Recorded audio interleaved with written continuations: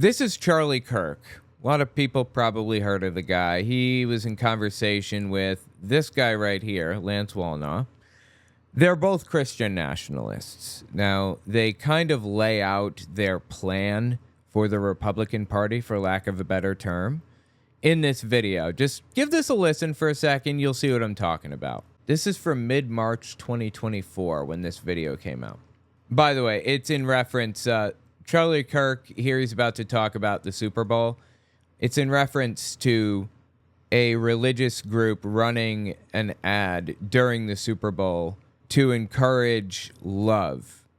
It was like a Christian ad that said Jesus didn't hate anybody, he washed people's feet, or something to that effect. Basically saying stop hating people and stop using Christianity to justify that hate.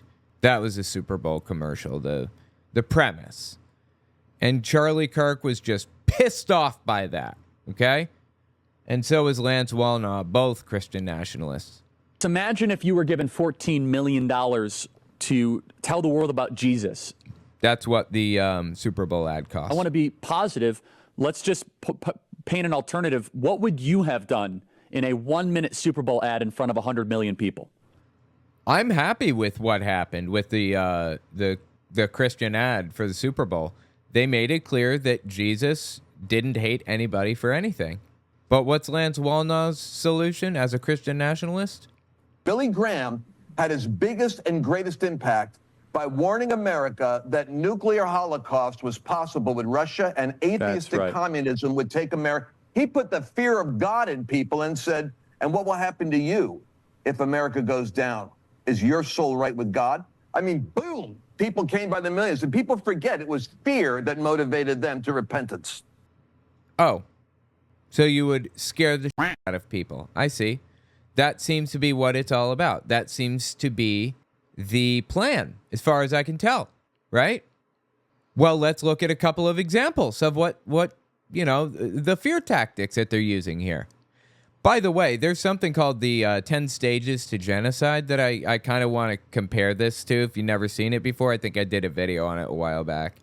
Yeah, so just real fast, we're going to zip through the 10 stages just so we have a basis. Number 1, classification. Differences between people are not respected. There's a division of us and them, which can be carried out using stereotypes or excluding people who are perceived to be different.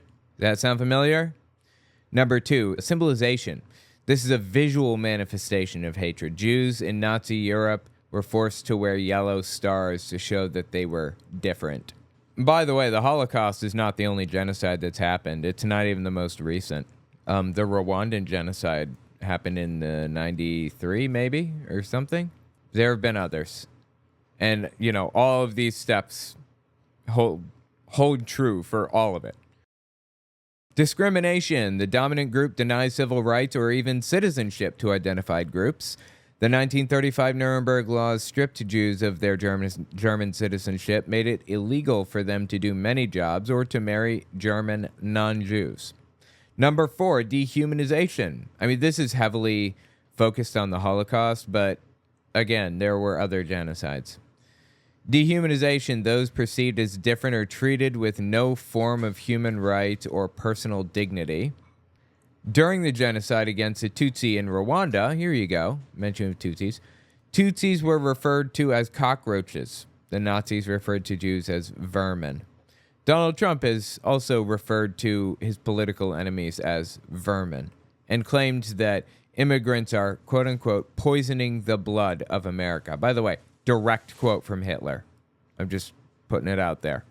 Direct quote from Hitler. Quick note before we continue, I want to let you know I just wrote a book. If you want to check it out, owenmorgan.com/book. It's a book about my experiences within Jehovah's Witnesses. It's completely understandable if you know nothing about Jehovah's Witnesses. And if you're a Christian, it's a good reference to use for why Jehovah's Witnesses are wrong about their interpretation of the Bible. The last chapter of the book is 100 questions that I have for the governing body. I'm selling the last chapter separately as its own separate guide if you guys want to get that too. So check it out, owenmorgan.com/book. I'd appreciate that. Number 5, organization. Genocides are always planned, so they have a plan. Regimes of hatred often train those who go on to carry out the destruction of a people. So they have a plan for how this is going to play out.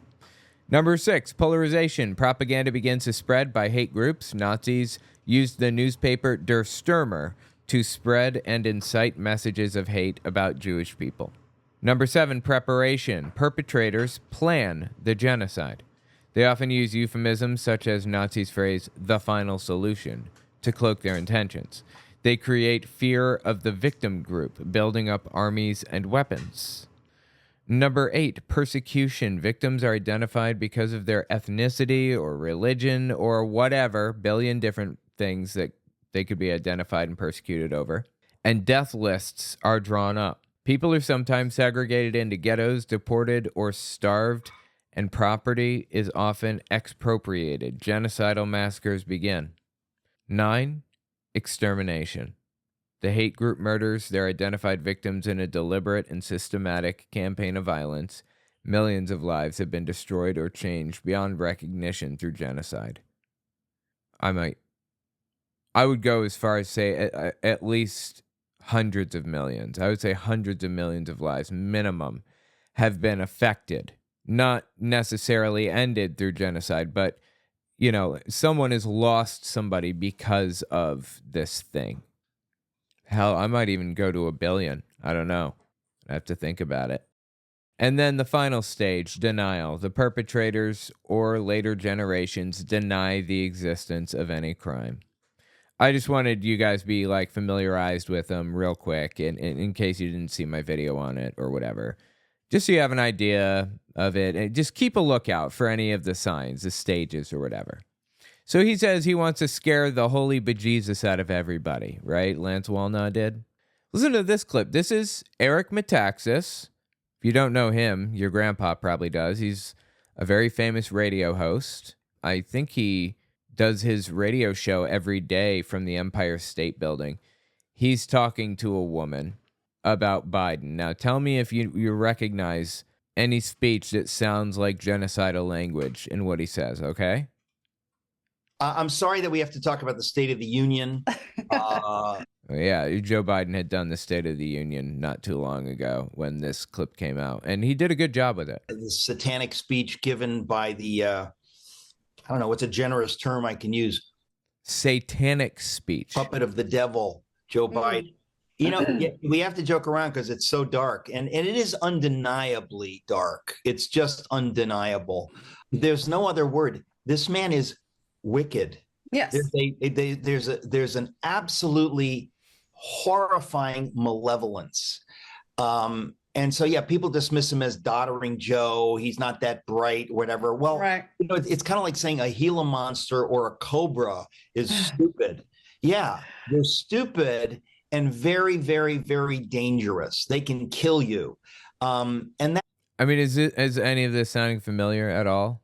I mean, forget the genocide list, but this is starting to sound a lot like the fear campaign that Lance Wallnau was talking about, right? This is absolutely part of the fear campaign, the whole thing. Quick interjection, this won't take long. If you like what I do, I'd appreciate it if you watch the video to the end. YouTube bases video reach off of watch time, so watching even an extra minute makes the video go further. Liking and subscribing goes a long way too. Finally, it would be awesome if you guys checked out my Patreon. All links are in the description, of course. Okay, back to the video. That's what we're dealing with in Joe Biden. He is absolutely destructive, evil, and that's why it's hard for me to even watch him, because it's just the level of lying. I have never in my life seen anything to approach it. Nothing to approach it. Really? This guy has watched Trump's State of the Union addresses, and he says he's never seen lying to the degree that he saw in Biden's State of the Union. You're joking. You must be joking. Unfortunately, he's not joking. He's deadly serious with this. Here's another clip of Lance Wallnau. You remember? Fear guy. Want to ramp up fear, get people whipped into a blood frenzy and freaked out, convinced that they're next, they're going to die, they're going to... nuclear bombs are going to be dropped on them by communist, atheists, whatever. I mean, add adjective here. Communist, atheist, socialist, whatevers. Listen to what Lance Wallnau says in this one. You see, the left is loaded with demons, and those demons project on everyone else what they secretly are all about. I don't think it's people anymore. I think you're dealing with demons talking through people. You look at those old speeches at Nuremberg, or you look at those Hitler rallies, and what you see is that Satan, by the spirit of Antichrist, is it's like what does it say? It's a mouth that speaks great and swelling words. So you're going to see. Just remember this, Christian, that you're going to listen to demons talking through people in order to create an incendiary landscape. So what he's doing here is he's trying to use fear to scare the holy bejesus out of Christians and prevent them from, like, even listening to what somebody to the left of hunting the homeless for sport has to say.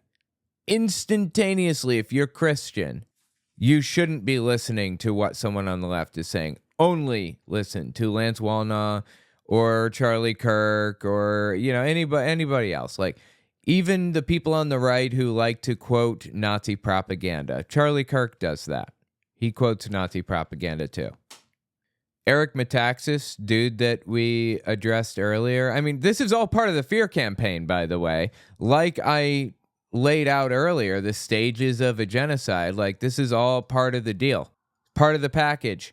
Lance Wallnau in the beginning said that he intended to ramp up fear and get people all freaked out and convinced that they're next or some other thing, right? This is John Zimmerack. He guest appeared or whatever on Eric Metaxas' radio show not too long ago. When did this clip come out? This is mid-September 2022 is when this came out. Listen to this one. When the Nazis attacked Jewish stores and got away with it, that told people persecution, real genocidal persecution is down the road. Right now in America, our government and the leftist institutions that support it, from the Ivy League to large numbers of churches, to the mainstream of the Republican Party, which supports it by being afraid to fight it, it's reminding me of the buildup in the 1990s in Rwanda, the buildup towards genocide. The Hutus were the majority, but they didn't. Okay, before we listen to his ridiculous history lesson on this, I'm just going to give a super basic, straightforward explanation of what actually happened in Rwanda. When there was a period of time when the British were like colonizing everything that had the world's strongest navy, 16, 17, 1800, somewhere in there. They were rivaling France and Battle of Waterloo, so on and so forth. The British were trying to colonize areas. They were settling there. They were, bringing people in, and they were building settlements, and they were trading and taking the natural resources from the area, bringing them back to Britain, that kind of deal, right? They were colonizers. And they colonized Rwanda. Rwanda, at the time, I think it still does, it had 3 tribes of people there. There were the Hutu tribe, the Tutsi tribe, and there's the Twa tribe, I believe is how it's pronounced. Yeah, Twa. Twa is the third tribe, okay? To my knowledge, there were much fewer Tutsi tribe members than Hutu by a factor of 10. So there were 10% of the population was Tutsi and 90% was Hutu, I believe. And the Tutsi, they were all brothers, like they're exactly the same in every way. But the British separated them into lighter skin and darker skin. If you look at a picture of a Tutsi and a Hutu next to each other, you can't even tell a difference. They look exactly the same. Anyway, the British who colonized the area decided to give the Tutsi authority over the Hutu and over a variety of different things. They gave them power in the country. They put them in charge of various different things, let them run certain government programs and stuff. The Hutu were banned from being involved in government at all. They were second-class citizens. They weren't allowed to own land in some cases. They were only allowed to do certain types of jobs, certain things, and they were poor by design. The Hutu were terribly mistreated intentionally by the British and by the Tutsi. Now, before the British came along and, threw a wrench into everything, things were kind of going along fine by and large. The Twa were uninvolved. They lived in the jungle areas and they didn't get involved in politics at all. They were just totally outside of everything. Anyway, the Hutu, being the second-class citizens that they were kind of pissed off by that whole thing and started working themselves up into a blood frenzy. They had some radio shows and they were talking about the evil Hutu and they were sick of them doing this and that, and they hated that they were treated so badly, and they started calling the Tutsi cockroaches and vermin and all that other stuff, the stages of genocide. I went through them. All of these stages applied. Every last one of them. It was all to a T. How the Rwandan genocide played out. Until one day, I forget what happened. An airplane was shot down and it had the president on board. I'm not sure who the president was. I don't remember who took responsibility for it or if anybody did or what, but that was kind of the signal. The Hutu radio show hosts went on air and said, "It's time to cut the tall trees." Tall trees, of course, being Tutsi, because the Tutsi were differentiated by the British by the fact that they were just like a little bit taller than the Hutu. Such a stupid thing to separate people by, honestly. Race is a complete fabrication. I'm sure most people have probably heard that before, but there is no race. That's like an old 1900s thing that you would read in an old history book that we would be embarrassed to read today. Just the idea of race doesn't exist. There's one race. There's the human race.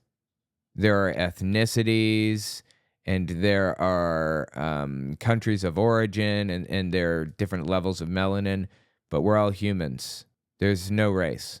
One more thing about the Tutsi and the Hutu before we continue with Zimarak's backwards explanation. There was no mercy. There was no mercy, and it was horrific and ugly and disturbing and sad and wrong. The Hutu broke into or forced their way into the government buildings, and of course they were forced to put on their IDs what tribe they were from, Hutu or Tutsi. So they broke into or barged their way into the government, the British office. British people, by the way, by this point, they just pulled out. "Look, we're done. Goodbye." Walked into the building, and wouldn't you know it, they had a nice, clean list of where to find all of the Tutsi and who they were. So the Hutu, being kind of impoverished, second-class citizens, didn't have as much money as the other, the British or the Tutsi or whatever. They couldn't really afford ammunition. So they literally went house to house to house and cut people's heads off with machetes, slashed at them until they were dead because they couldn't afford bullets. They didn't have the money for it. And they gave some Tutsis, some Hutu gave some Tutsi the option of buying a bullet that could be used against them. You want me to use a bullet on you? You got to give me $20 or something instead, and I'll use the gun instead of the machete.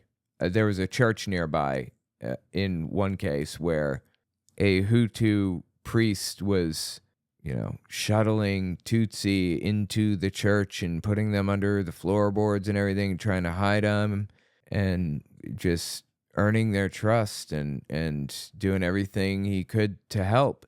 And he walked out of the church and locked the door and lit the church on fire. And as the Tutsi jumped out the windows to escape, there were Hutu standing there waiting with guns to pick them off as they came out. I really want to draw a picture of this genocide and what happened. It was ugly. And you know what happened? The world watched on for 100 days. 100 days. That's 3.5 months. The United States watched as this happened, as the Holocaust 2.0 took place.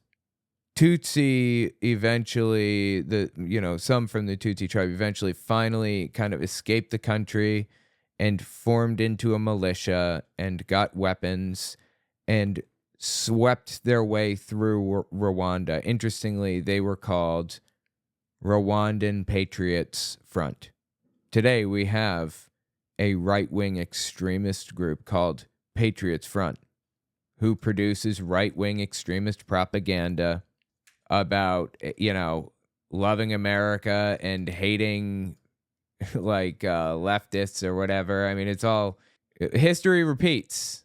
History repeats. It always repeats. Always has. Always will. This is American Patriot Front's recruitment video. Just a few seconds of it.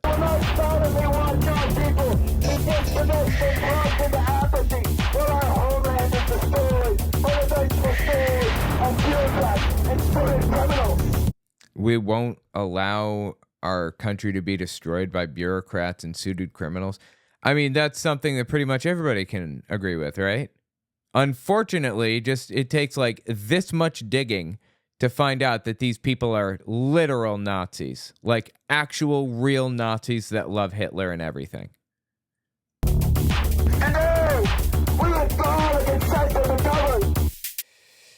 Psychotic.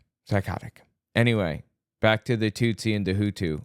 The Rwandan Patriots Front swept through Rwanda and restored order, and yeah, the rest is history. But the fighting that's happening in the Congo right now, for example, a lot of the fighting that's taking place in various different African countries, war-torn areas, it's because of that genocide. A lot of it is. Some of it, at the very least. Okay? That's what happened.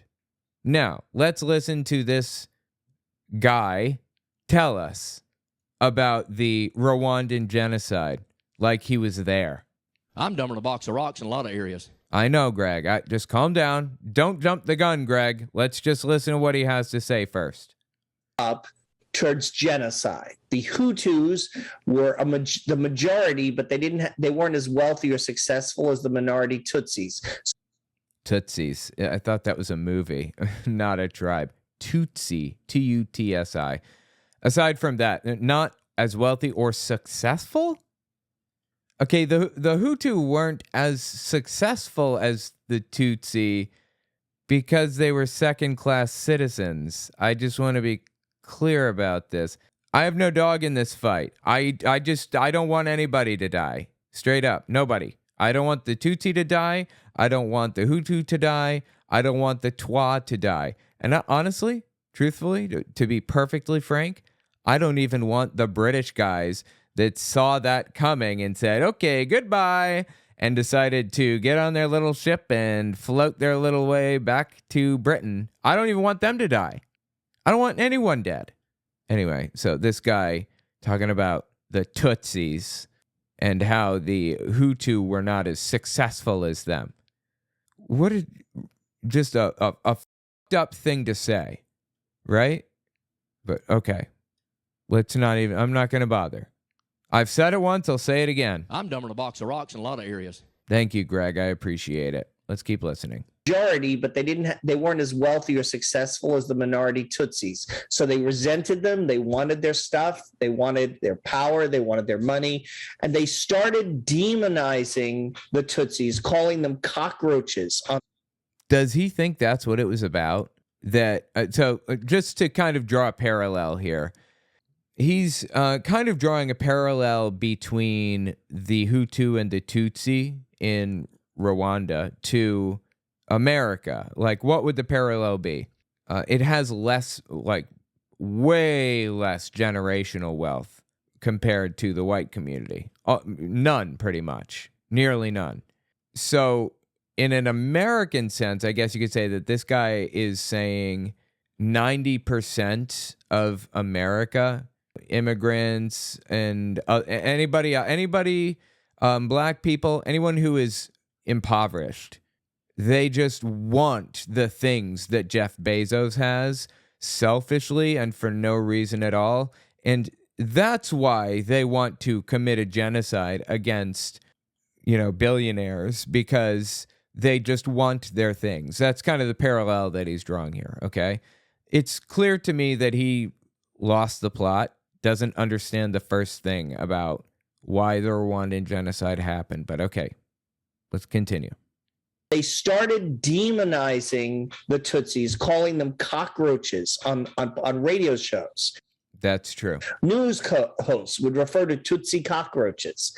Yes. The way I see people talking about white people, about Christians, about so-called Christian nationalists. Oh my God, yes. Christians and white people are so mistreated in the United States.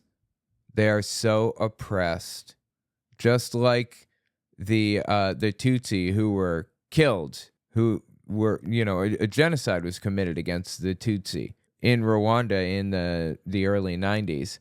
Just like that, white Christians are being treated just like that, and for the same reasons, right? Right, John? Is that what you're saying?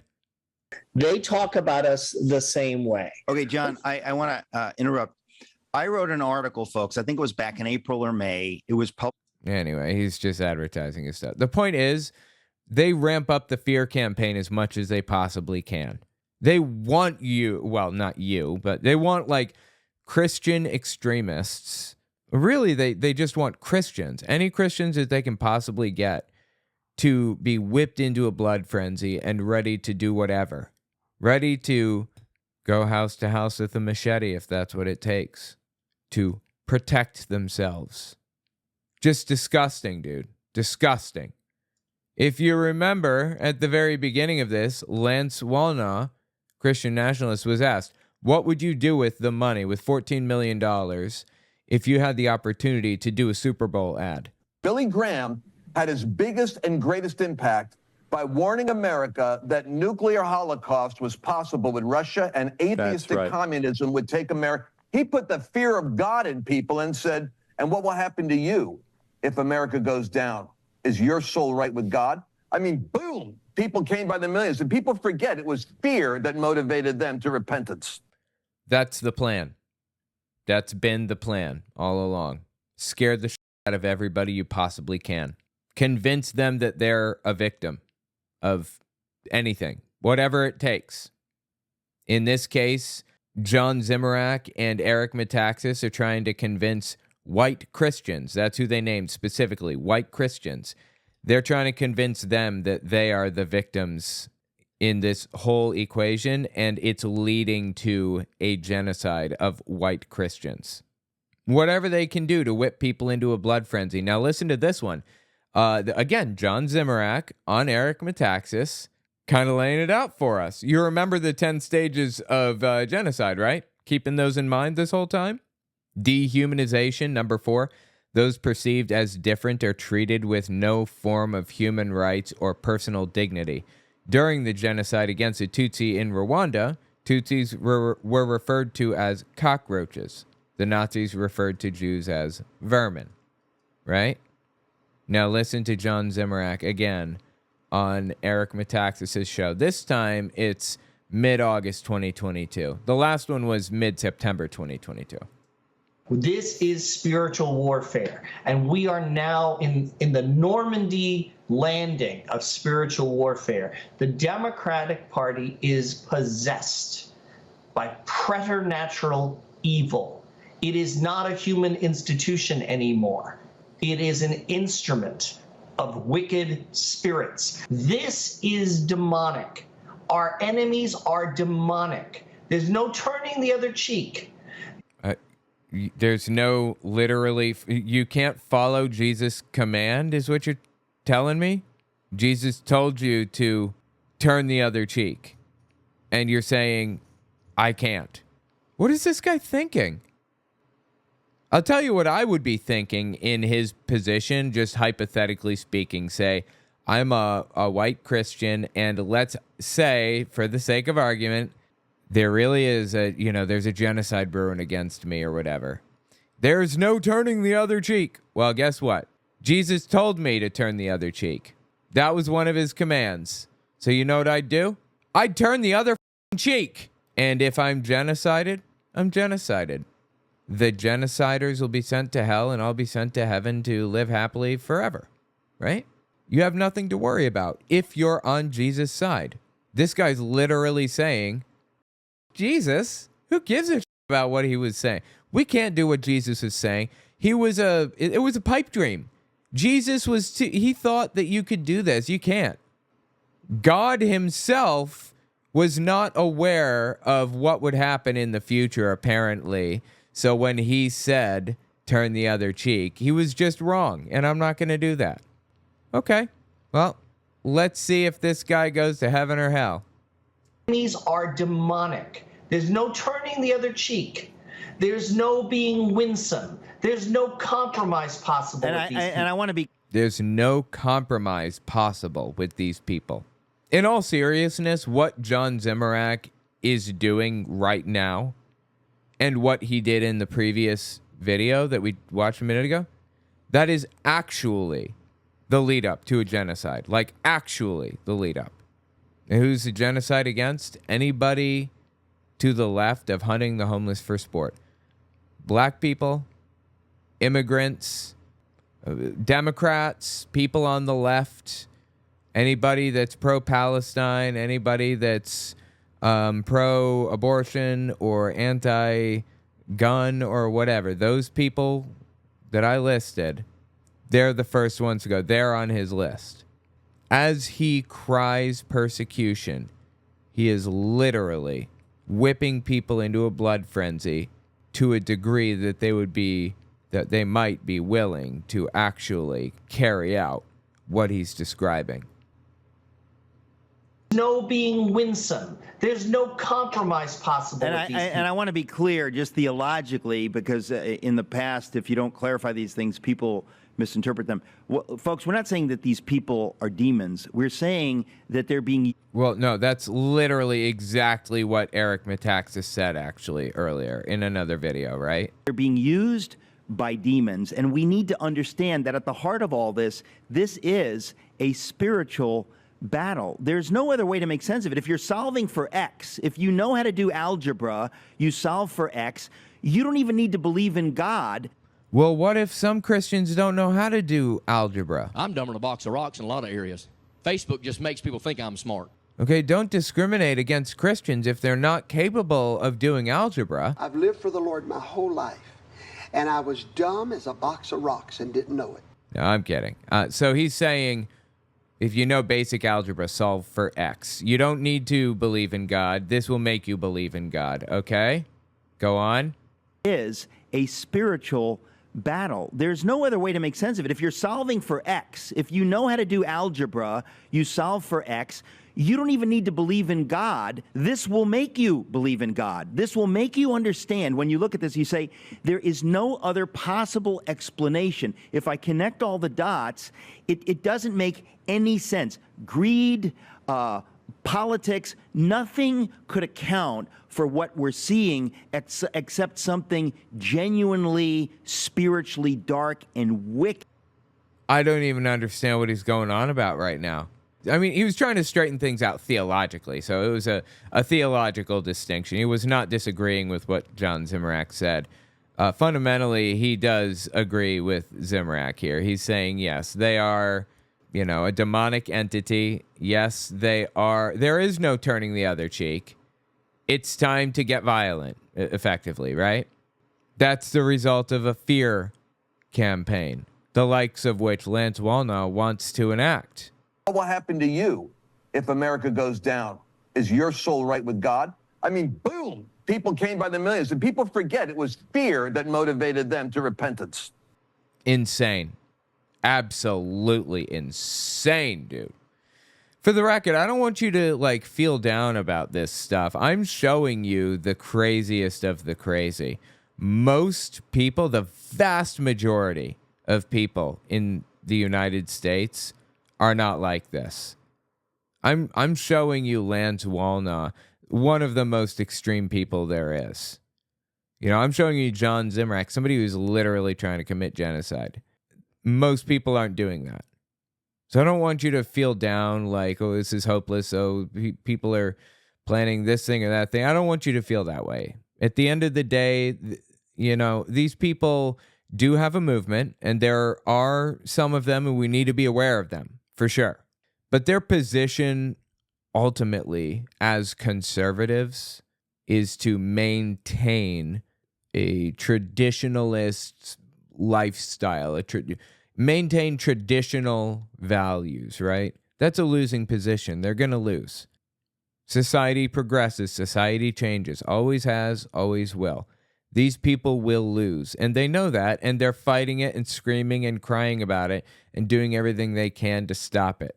That's the bottom line. They just don't want to be the losers in this scenario.